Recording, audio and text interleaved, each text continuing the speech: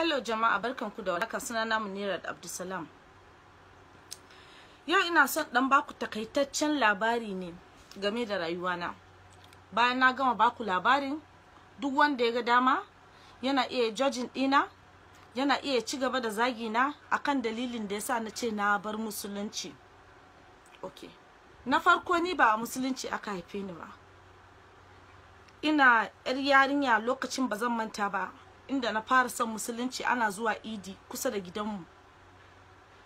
Mutanen da suke zuwa idi a kowane lokaci, akwai rijiya a kusa da gidan babana. Ina zuwa rika cika bokitin ruwa daga cikin rijiyar din, ina jan bokitin ruwa. Zan yi ta ja har sai kowa ya gama alwala, su je su yi idin su fito. Ba ni da kawaye sai musulmai a makaranta. Mahaifiyata an haife ta a cikin musulunci. So ina son tarbiyya, irin tarbiyyar da musulunci yake bayarwa. Ina son irin rayuwa, ina son yadda musulunci yake koyar da yadda irin how conservative Muslims are, and their lifestyle and their ideas and their ideologies, da komai. I just came to fall in love with it. So shi mahaifina baya son musulunci, gaskiyar magana kenan. Ni kuma ina son musulunci. Akan hakan yasa na tashi na bar gidan shi, na koma wurin ƴan uwan mamana. Ƴan uwan mahaifiyata musulmai ne dukansu, ba Krista a cikin su. Da na koma wurin ƴan uwan mamana, suka ce mu akan cewa ba zan shiga musuluncin nan ba, ba zan yi sallah ba, saboda su sun san halin babana, yana iya zuwa ya zo ya tada musu hankali. A'a, sai da izinin ubana kafin nan zan iya shiga musulunci, sai da waye. Suna ta maganganun nan, kowa yana ta kan surutu. Na tashi na tafi son garin su mamana. Bayan da na tafi son, na je na same su a wurin, na gaya musu, na ce ni fa wannan addinin musuluncin sai na yi shi. Suna zaune, wannan ya kawo hadisi, wannan ya kawo hadisi, dalilin da zai sa ba zan shiga musulunci ba, duk ni ban saurare su ba. Suna cikin mayin abubuwan su, na tashi ranar Juma'a da kaya na kama hanya na tafi masallaci. Na je, ina zuwa masallaci, na ce akan cewa in liman ya gama sallah a gaya mishi akan cewa ni na zo karɓar musulunci. Ban wuce shekara 15 ba. Na tafi gidan liman, na je na karɓi musulunci. Aka samu suna Munira. Bayan da aka samu wannan sunan din, da na fita daga cikin wurin din, aka bani zannuwa guda 2, sannan aka bani alkur'ani. Ina komawa gida, ban yi komai ba, na je na samu su kawunai na gaya musu, na ce musu akan cewa gashi nan ni fa na anshi musulunci. Suka ce to yanzu ba yadda suka iya yi, tunda na riga da na ansa, amma in na anshi musulunci da sharadin zan koyi duka dokokin da yake cikin musulunci. Na ce na yadda, na karba, kuma zan ansa, kuma na anshi duka sharuɗan din, kuma zan bi su, kuma zan yi su. Daga nan yace to zaki fara daga koyon yadda zaki sallah, zaki koyi yadda zaki sallah, zaki koyi kulhuwa, zaki koyi nasi, zaki koyi falaki. Na baki kwana 3. Muka fara daga nan, yana kan koya mun, yana koya mun, ana koya mun, ana kai ni akan hanya, ana kai ni akan hanya. Sai Allah ya mai rasuwa, shi dan uwan mamanin da nake zama da shi. Sai na dawo Kaduna. Da na dawo Kaduna da zama wurin kanishi a Kaduna, su kuma abinda suka fi so boko ne, mutum ya yi boko ko ka sami miji kai aure. A Yola ma wanda na fara fitarwa na ce zan aura, har mun yi magana aure, an gama magana da komai buɗan bakin shi sai ya ce ma akan cewa ai mahaifina shi Krista ne, saboda haka akwai tendency akan cewa zan iya in haifi ɗa gobe ya zo ya zama shi ba musulmi bane. So wannan abin da ya faɗan ɗin, ya ce dalilin da ya sa kenan shi ba zai sai ya bari ya aure ni ba, saboda gobe ina iya haifan mai ɗa wanda ba musulmi bane. Wannan abin ya mun ciwo sosai. So ko da na da Kaduna, maganan ɗin kenan guda ɗaya, bai wuce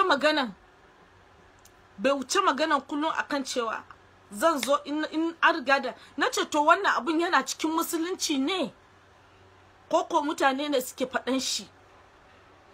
Na duba naga ba a cikin musulunci wannan abun yake ba, camfi ne, mutane sun camfa ne, suna amfani da shi, suna faɗan shi a koda yaushe, ba musulunci bane.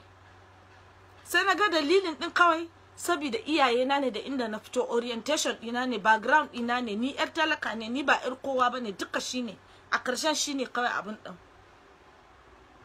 Na ci gaba da yin musulunci na, ba ni da dai wanda ya koyar da ni baki ko fari ko allo ko wani abu, don na fara zama at a very early age ni kadai, ina aiki, ina karatu, ina waye ban sai na sa hankali akan addini ba.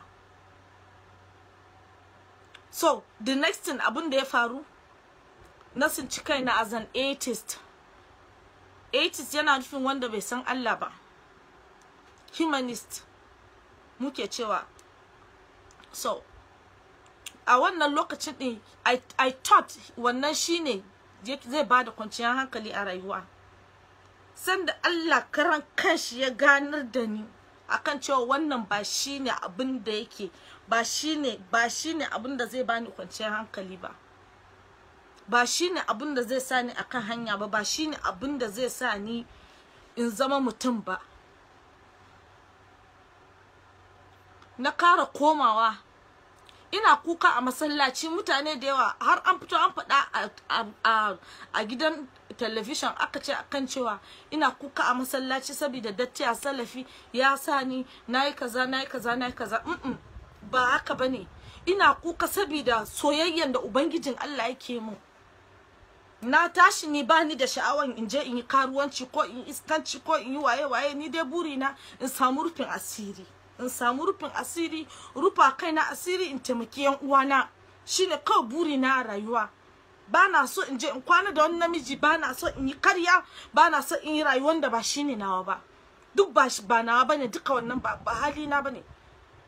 Bana son munafici, bana munafitar kowa. So ina zaune a cikin hakan nan, Allah ya zo ya fidda ni, na shiga cikin musulunci. Central Monks na Abuja sun yi kokari, sun ce ma akan cewa rika zuwa kowane ran Lahadi ina karɓar lessons. Amma kafin ran Lahadin ya iso, me ya faru? An fara tura min death threats kuma.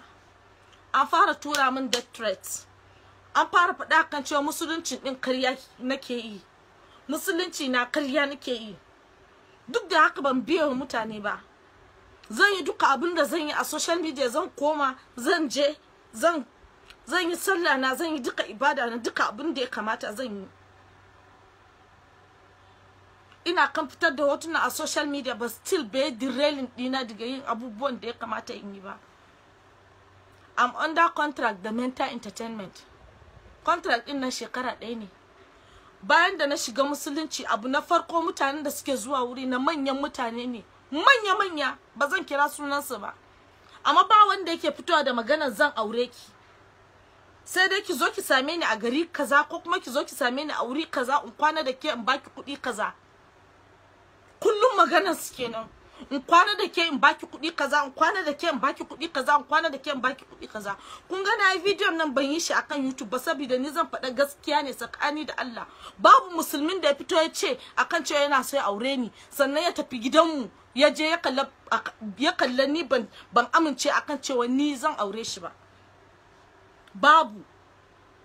Yawancin ku sai da su suka zuwa social media suna magana, amma babu, kuma ba wanda ya san asali na, kuma ba wanda ya san struggle din da nayi a rayuwa a dalilin musuluncin nan. Mahaifina ya ce min akan cewa kar in zauna, ya ce min akan cewa kar in shiga gidan shi, ya ce min akan cewa da ni da shi har abada ba hanya tsakanin ni da shi, saboda na ce akan cewa ni ba zan yi ni ba Krista bane, ni musulma ce. Akan musulunci ba irin kalubalin da ban gani ba a rayuwar nan fa, ba irin abin da ban gani ba. Sannan sai a wayi gari yau, ina so ku gane wani abu, kullum ina magana akan mental health. Ban taɓa ɓoye muku struggles ina ba da PTSD, that's post traumatic stress disorder. Yana da kyau ku manyan ɗin ku sa ido akan wannan maganar ɗin. ku fahimtar da mutane su fahimci maganar mental health na mutane. Each time aka yi zagi a kaina a social media, personally yana affecting na because trigger ne na PTSD da nake da shi. Is a trigger, so sai yawancin mutane suke advising dina akan cewa dan Allah dan Annabi in daina responding a social media completely, kar in yi magana ko me za a ga mu kar in yi magana. Daga baya sai followers dina suka fara ce ina da girman kai, ina da girman kai bana kula mutane kaza kaza kaza. In nazo kuma ba maganan dadi sai bakar magana ba abin da suke faɗa sai dai sai zagi sai tsinuwa kullum abun su tsinuwa ke yar wuta ce, ke waye ne ke kaza kullum maganan din kenan, ke yar wuta ce. Ni kuma ni na san da cewa ni ba yar wutan nan bane, ni na san da cewa ni yar aljanna ce, amma an kafurtar da ni har ya kai level din da an sani na je har san da na nuna duniya gabaki daya. Sannan banda haka suka kira shi wai publicity, wai na yi don publicity ne. Zaka publicity da addini ne, ko kuma ana publicity da Allah, ko kuma Allah baya cin uban mutum in yi mai ba daidai ba. Ni san da Allah ya nuna min kanshi, wallahi azim ina aman jini a baki na hakan nan. Me tarzi ne yake faɗa cikin mota yana ce kice ashhadu an la ilaha illallah, ki faɗa, ina ce ba zan faɗa, ban yarda da shi ba. Inda yana faɗa ina ce akan cewa sanda na faɗa ashhadu an la ilaha illallah tukuna wannan ya daina fitawa, tukuna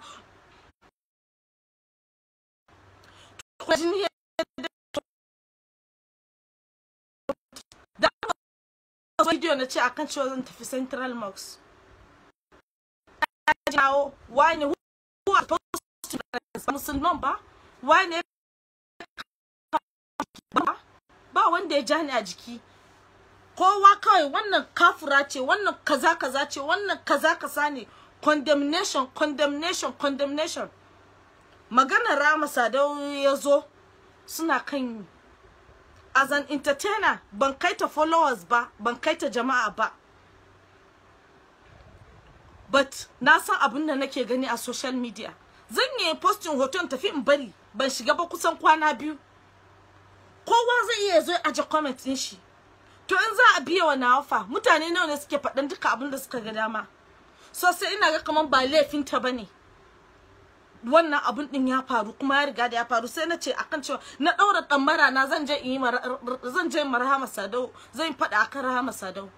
Sai ita kuma sai ta yi video a BBC sai take faɗa akan cewa ita uwarta an haife ta a cikin musulunci, ubanta ita musulma ce gaba da baya, danginta gabaki daya musulmai ne, babu krista a cikin danginta. Saboda haka bata ga abin da zai sa ta ce akan cewa za ta faɗa da mafi annabi ko kuma ta bar wani ya zagi annabi Muhammad sallallahu alaihi wasallam ba.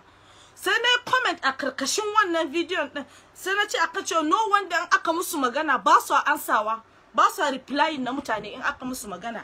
Saboda kenan mu ba a cikin musuluncin aka haife mu ba. Sai budan bakin wani sai ya ce akan cewa ku shigar rana arnan banza, gobe ma za ku kara komawa. Sai na duba wannan maganar din tuntuni haka ake ta gaya mu, shigar rana ku shiga daga baya ne. Na tambaye wani shine ke ga mace kaman camfi ne, an camfa akan cewa duk wanda ya shiga musulunci daga baya in ya kara dawa kamar irin shi ba komai bane. And like I said, ni ina da PTSD.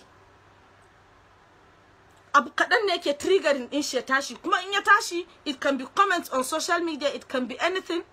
So yana sa anxiety level dina yayi sama. Shi yasa most of the time I mind my business. Bana shigan cikin comment section na wasu, bana magana. Rayuwa na ni bana son hayaniya, bana son tashin hankali, bana son abin da zai bata min rai. Na je Lagos aiki ne, hotuna da kuka gani a Babich dukkan aiki na je yi.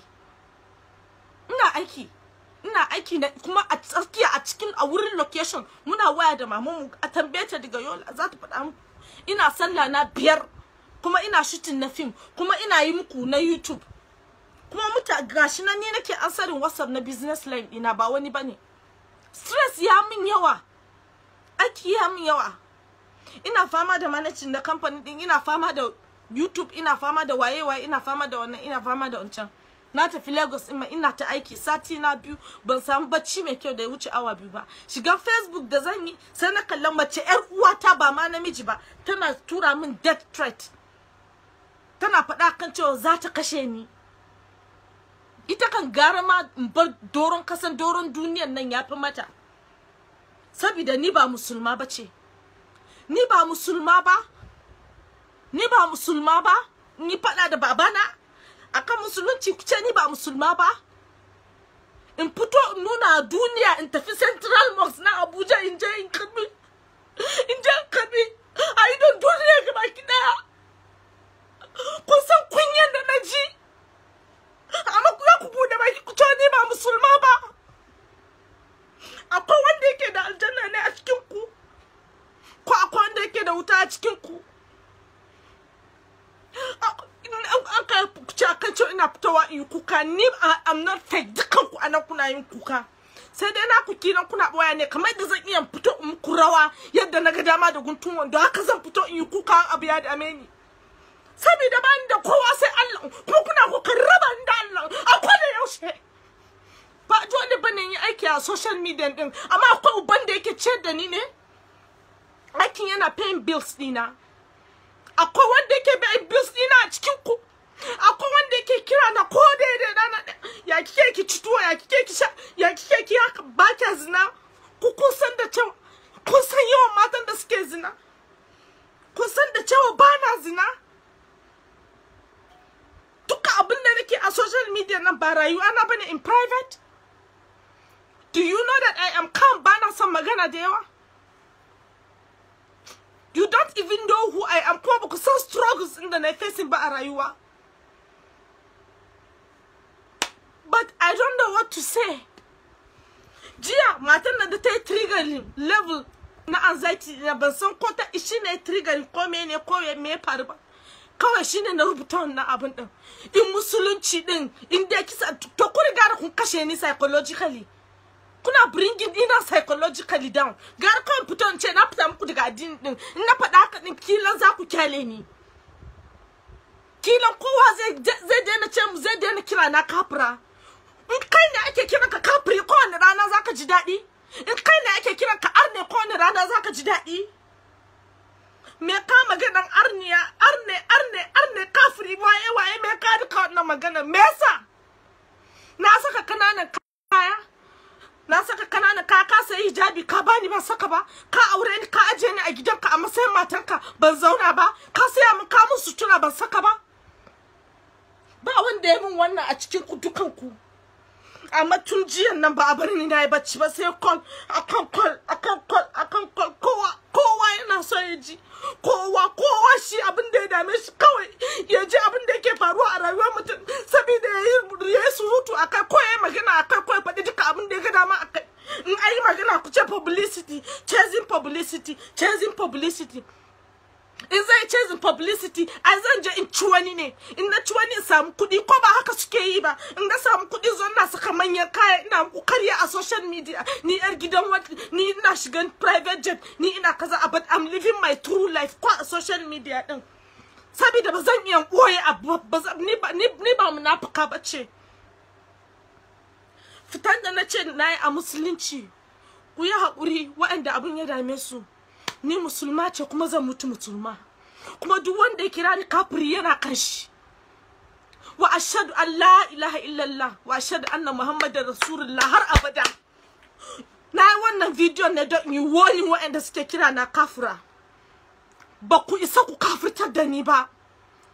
Musulunci a jini na yake. Musulunci shine ni. Ko me zan yi ba zan taɓa manta da musulunci ba. Kuma duk wanda ya kira ni porn star, ku san da cewa ana nan ana makin na comment din ku, saboda za ku faɗa inda na yi porn din. Duk kamfanin porn kuma da ya ɗauki hoto na ya saka a jikin videos da nake a YouTube. Aka ga ai sauran videos din aiki nake yi. Wallahi porn kamfanin din za su biya. Saboda suke yi ba. I'm not a porn star. Ba da cikin duri wani yana ci na, in akwai ya fitar da shi don mai cin gusun uwarku ko masu faɗan hakan din. An ga muku akan cewa neman suna nake yi, ba neman suna nake yi ba. Ina aiki ne ana a social media. In ku rike fem din ku, fem din buro uba, fem din duruwa. An ga muku da dadi ne ma mutum yana tafiya akan hanya, mutane suna kallon shi, suna wayyo Allah inna lillahi wa inna ilaihi wayyo na ga wani kaza.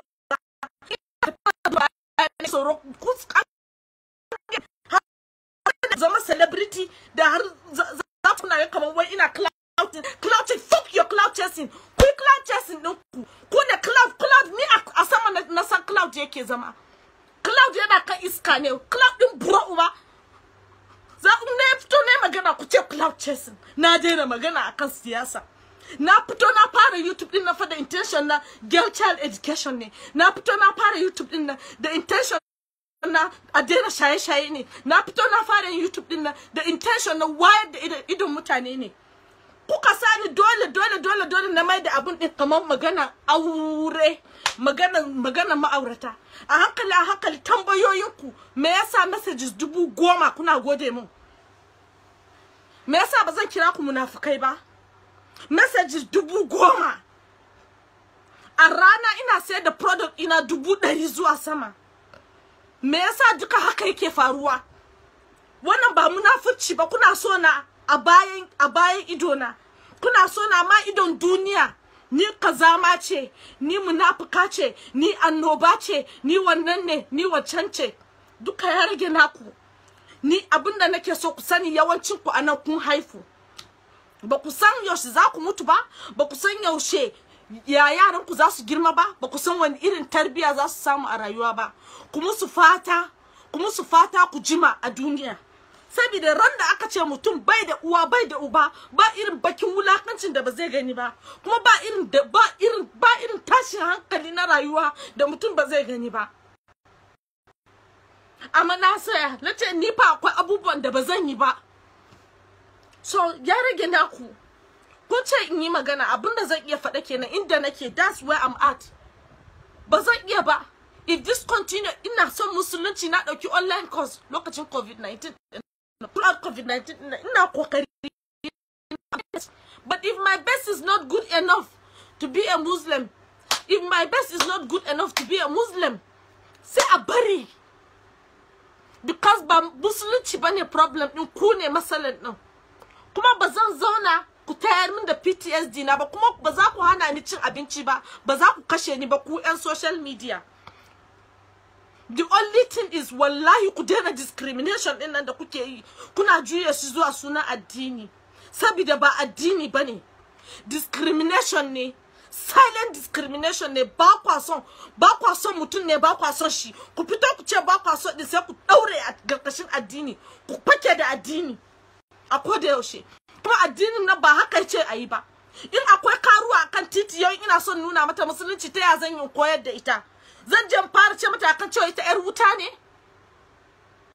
Zan fara zuwa abinda malamai suka gaya muku kenan? Addinin Allah ne. Addinin Allah ne, kuma kowa yana da right yayi addinin din. Me yasa ni za ku hana ni right yi addinin din? Me yasa za ku ta kafirtar da ni? Abun ya isa haka, mun iso final bus stop yanzu kam. Da ni da ku, ni ku in particular, mun iso final bus stop. Kullum wannan stress da kuke kuna so ku kashe ni din nan. I am open, I am everywhere. Ku neme ni, za ku same ni, ba komai, ku kashe ni ku huta. In na bar duniyan nan, in shi zai sa wani ya je ya bacci ya ji daɗi da matan shi, to shikenan. Falillahi hamdu. Alhamdulillahi. In zamana a duniyan nan, rayuwa na a cikin duniyan nan, a doron kasa, shine yake ba mu wani tashin hankali, yana so ya gana mutu, to ya fito. Ni ina so yadda kuke fito kuna faɗa a fili din nan, ku ci gaba da fitowa kuna faɗa a fili, so da ran da na mutu, kun da kuke faɗan din, ran da wani ya kashe ni, at least kuma kuna da rabon ku a ciki. Ba wani abu bane. All the same, ba kamar da na faɗa, ba wanda ya san tarihi na, ba wanda ya san abubuwan da na gani a rayuwana, ba wanda ya san ko ni wace ce, ba wanda ya san irin struggles din da nayi a rayuwa. So in kun ga dama, don gusun ubar ku masu zagin din, don kutuma babban bumbur uba ku masu zagin din, ku ci gaba da kira na kafira. Tuban rana ko ba haka kuke cewa ba? Tuban rana tunda ba uban wani bane yake da wuta ko yake da aljanna, ku ci gaba da kira na tuban rana. Za ku shiga aljanna saboda ku ba ku laifi, ku yan matan din yan durun kwa saboda you're so cheap. Kun sai ku shigo comment na mutum ku lenti comment na addini saboda wani namiji ya notice ɗinku ya samu ya je a ci ku a hotel ɗin durun kwa. Ku lenti comment, very lenti one, sai a ce wannan tana son Allah, wannan ita musulman kirki ce, wannan kaza kaza, wannan waye wannan me duka. I'm not here for the recognition. Ina neman kuɗi na ne. Ba abin da ya dame ni. Kuma Allah nan Allah guda ɗaya ne. Kuma ina son annabinsa Muhammad sallallahu alaihi wasallam. Kuma duk wanda ya kafirta ni ya rage nashi. Kuma ku waɗanda kuke maimakon ku ga laifin waɗanda suke comment in kun da kuna ganin laifi na damu kuɗin mamakiya ne, kuma munafikai ne, kuma azzalumai ne. Yawancin kuma na kore ku na yi blocking ɗinku a WhatsApp ɗina da daɗewa. Shi yasa kuke dawowa na kuke zuwa ku ta zagi na. To ku ci gaba da zagi na. Abinda naga daman yi kuma yanzu na fara.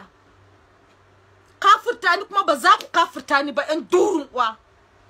Munafikan banza kai aljanna din ba yi shi don ku kaɗai ba. Daɗi na da Allah shi baya kallon mutum guda ɗaya, baya kallon dukiyarka, baya kallon iya adadin tsanan da kake ma wani, baya kallon iya adadin duka abubuwan da kake yi. Shi Allah ya tashi yin abunsa ba ruwan shi da duka wannan, yana bi ma zuciyar mutum ne. Kuma zuciyar ku yadda yake nan bakin nan haka zai ci gaba da zama baki ya zama baki in a kaina ne har ku da kanku sai kun kashe kanku kafin na ku kashe ni. Na bar ku lafiya sai an jima. Yanzu diga nan blog ga dama ku juya story din, ku yi twisting din shi, ku ce akan cewa na faɗa ba abinda ma ban faɗa ba. On wanda ma suke so na gefe wanda suke son surutu kuma ku je ku yi twisting, ku yi duka surutun da kuka ga dama. Ba zan kare magana akan abin da ya faru jiya ba. Kuma kar wani ya kara kira na arniya because yana triggering dina. Ba wanda yake bani help religious wise a cikin ku, babu. Wani lengthy messages da kuke rubuta a text message bana karantawa. Kuma in ka zo wasa business line dina in ba messages na business ba bana yi. So sauran ni ya rage na kowa ya je faɗa duka abin da ya ga dama, duka abin da kuka ga dama faɗa ku faɗa, ya rage na ku can ga su gada. Ni ba abin da ya dame ni.